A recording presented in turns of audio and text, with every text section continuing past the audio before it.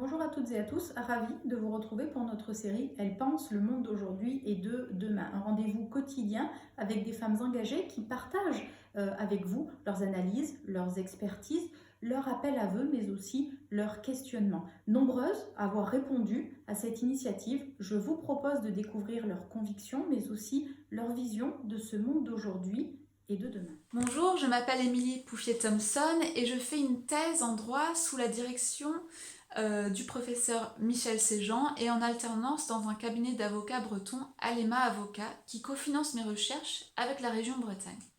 Alors aujourd'hui, je voulais vous parler du pessimisme en matière de numérique. Je me considère plutôt comme une personne ayant une nature optimiste. Et c'est d'ailleurs cette nature qui m'a poussée à faire ma thèse sur le sujet du numérique, parce que constatant les peurs que suscitent les nouvelles technologies, j'ai voulu apporter des réponses rassurantes à ces préoccupations.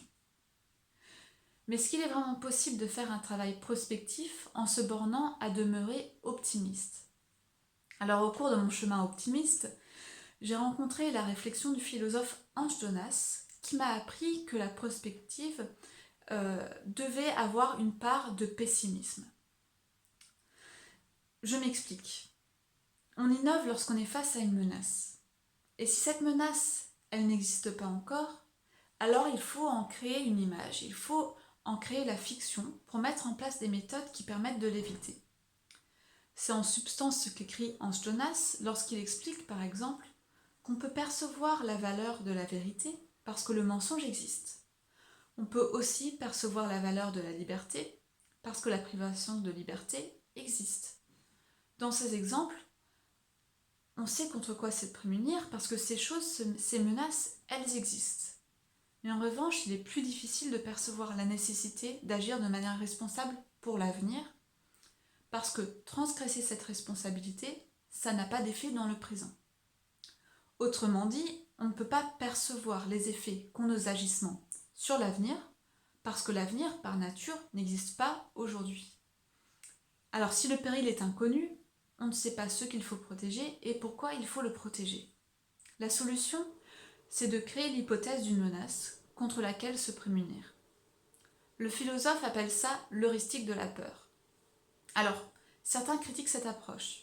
Ils pensent qu'elle est nuisible, qu'elle nous figerait, qu'elle nous empêcherait d'agir. Moi, au contraire, je pense qu'elle est productive. Comme je l'ai dit tout à l'heure, on innove lorsqu'on est face à une menace. Voyez par exemple les avocats qui, face à l'affirmation « les legal tech vont nous remplacer », ne se sont pas figés. Au contraire, ils ont innové pour éviter que cette menace, cette prédiction ne se réalise. En ce qui concerne mes recherches, le philosophe Hans Jonas m'a conduit à me poser la question suivante. Qu'est-ce que je ne veux pas? Eh bien, je ne veux pas d'un monde où le numérique conduirait à affaiblir les piliers de notre démocratie. D'autres écrivent qu'ils ne veulent pas que le numérique mène à une déshumanisation ou à une perte de souveraineté. En disant ça, on ne fait pas une prédiction, on n'affirme pas que ça va arriver. Mais on crée un mirage qui suscite une crainte et dirige la réflexion. Cette crainte, elle permet de trouver les solutions pour emprunter le virage numérique, tout en sécurisant la route pour ne pas arriver à la mauvaise destination. Ici, on peut reprendre la conclusion de Madame Tisserand qui, à l'occasion d'une vidéo précédente de cette série, a dit « Que voulons-nous protéger demain ?»